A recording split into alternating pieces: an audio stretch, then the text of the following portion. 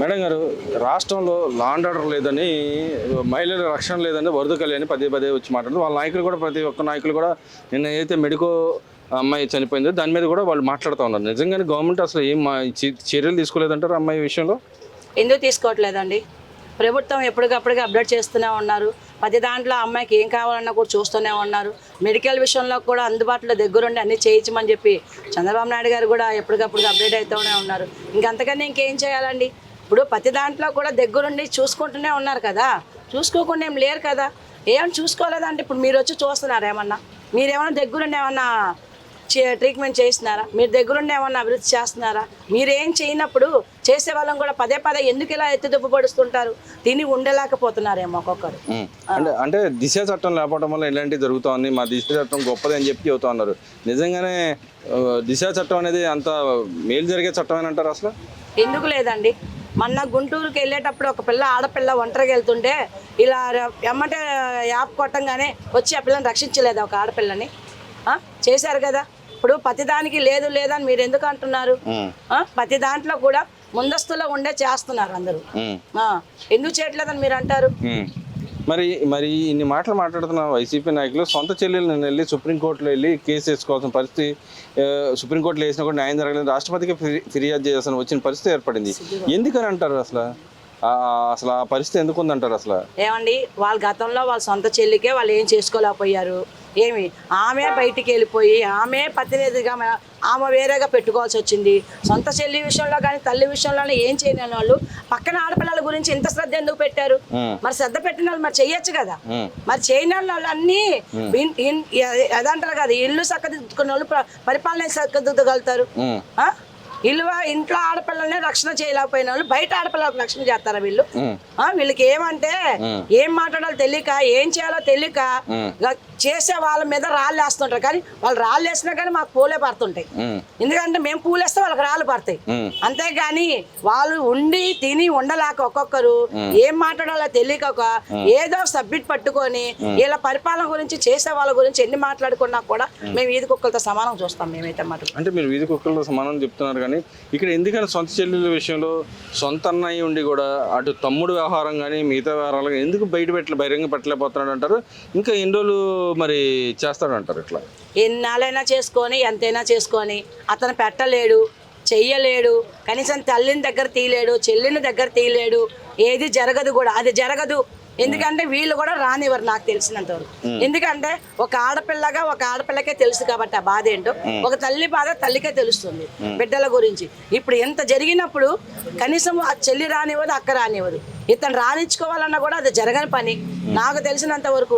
ఎందుకంటే ఇతను ఎక్కడ దగ్గర తీస్తే ఎక్కడ గుట్టు రక్త బయట అవుతుంది అని చెప్పేసి కుటుంబాన్ని కూడా దూరంగా పెట్టిన. అంటే రాబోయే రోజుల్లో ఇద్దరు కలిసి మళ్ళీ పోటీ చేయబోతున్నారని చెప్పి ఒక మాట వినపడుతుంది. నిజంగానే షర్మిల గారును జగన్మోహన్ రెడ్డి కలిసి పోటీ చేస్తారంటారు? నెక్స్ట్ ఏమన్నా సపోర్ట్ చేస్తారంటారా? చేయొచ్చండి, అక్కడ చేయొచ్చు అనుకుంటున్నాం. మాకైతే మటుకు అంతగా మాకు తెలీదు. ఎందుకంటే ఎవరు రాజకీయం వాళ్ళది, ఎవరు ఇది వాళ్ళది. మేము మటుకు పరిపాలన మటుకు కూటమి ప్రభుత్వానికి మేము ప్రజలందరూ ఎప్పుడు కూడా మేము ముందస్తులో ఉండి కూడా మేము గెలిపించుకుంటాం. మేము ఇక్కడ మటుకు మరి ఇక్కడ చూసుకుంటే వాళ్ళ డిఎస్సి వ్యవహారం రోజుకో రకంగా మలుపు తిరుగుతూ ఉంది. దాని మీద అసలు ఏమి లేదని కోర్టులు చెబుతున్నారు. పదే పదే వచ్చి జంజీ ఉద్యమాలు అని చెప్పి చేస్తున్నారు. ఎలా చూస్తారు? నిజంగానే వాళ్ళు జంజీలాగా ఉండి చేస్తా ఉన్నారంటారా? ఇప్పుడు వాళ్ళు చేసేది వాళ్ళు చేస్తున్నారండి. ఇప్పుడు ప్రతిదానికి ఏమంటారు, నరం లేని నాలుక 100 రకాలుగా మాట్లాడతారు. వాళ్ళు ఈ నాలుక ఎట్టు పడితే అట్టు మాట్లాడుతున్నారు కాబట్టి అది వాళ్ళకే చెల్తుంది. ఇప్పుడు ఏది చేసినా కానీ మంచి అయినా చెడైనా చేసేటప్పుడు మంచంతులోనే పోతుంది కదా. ఇది వీళ్ళు కావాలనే పుండు మీద కారం పోసుకుంటున్నారు.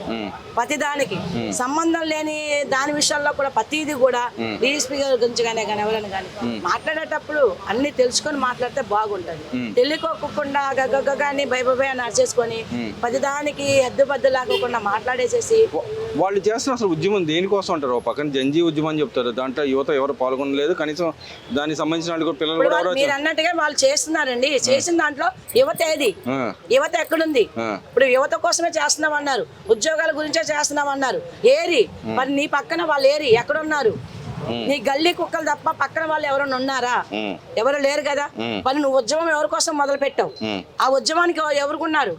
ఆ ఉద్యమానికి నీకు చేయూత ఇచ్చారా? నీ వెనక ఉన్నారా? నువ్వు అంటే పాల్గొన్నప్పుడు ఉండాలి కదా. అంటున్నారు మొన్న మా ఎమ్మట వచ్చిన వాళ్ళందరూ అయితే ఆయన జగన్మోహన్ రెడ్డి ఎక్కడికి వెళ్ళినా కూడా అక్కడ వచ్చే వాళ్ళందరూ యువత అంతా ఏరి ఎక్కడొచ్చారు చూపించమని చెప్పండి. మీడియాకి ఏం కళ్ళు పోలేదు కదా, అంటే మా ప్రజల కళ్ళు ఏమో పొడుచుకుపోలేదు కదా కాకులు.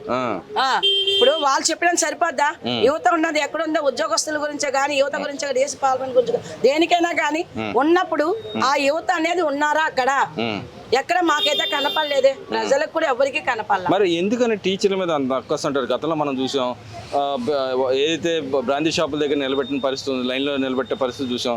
ఈ రోజు చూస్తే టీచర్లు నియామకాలు జరిగితే దాని మీద ఎందుకు ఇంత అక్కస్ దేనికంటారు? అంటే ఇప్పుడున్న పరిపాలనలో ఉద్యోగాలే కానీ వాళ్ళకి శాలరీలే కానీ చేతుల కరెక్ట్గా అందుబాటులో చేస్తున్నారు కదా ఈ ప్రభుత్వం, అది తట్టుకోలేక వీళ్ళు ఇలా చేస్తున్నారు. అంటే టీచర్ల మీద ప్రత్యేకంగా ఎందుకు అంత వాళ్ళకి ఇది అంటారు? అవును, ఇంతకు ముందు టీచర్లకి వాళ్ళు ఏం చేయలేకపోయారు, వాళ్ళు ఏం ఇవ్వలేకపోయారు. వాళ్ళ చేత కాని పని మేము చేస్తున్నాము. ఈ ప్రభుత్వం చేయిస్తుంది కాబట్టి చంద్రబాబు నాయుడు గారి దగ్గరుండి టీచర్లకి కానీ యువతకి కానీ ప్రతిదీ కూడా దగ్గరుండి చేయిస్తున్నారు కాబట్టి ఇప్పుడు వాళ్ళు ఓర్చుకోలేక లేనిపోయి అన్ని చేస్తున్నారు. అదే వారి పరిపాలనలో ఉన్నప్పుడు ఎంతమంది టీచర్లు రోడ్లకు ఎక్కారు, ఎంతమంది టెంట్ల కింద కూర్చున్నారు, ఎంతమంది రోడ్ల పాలు అయ్యారు, ఎంతమంది అప్పుల పాలు అయిపోయారు. అప్పుడు కనపడలేదా మీకు? ఇవాళ కనపడ్డారా? కావాలనే వీళ్ళని రోడ్డుకి ఇస్తున్నారండి. టీచర్లు కూడా అడిగారు కదా, నువ్వేం చెయ్యండి ఇవాళ చంద్రబాబు నాయుడు గారు చేస్తున్నారని నువ్వు ఓర్చుకోలేకపోతున్నావు అని అడిగారు కదా వాళ్ళే.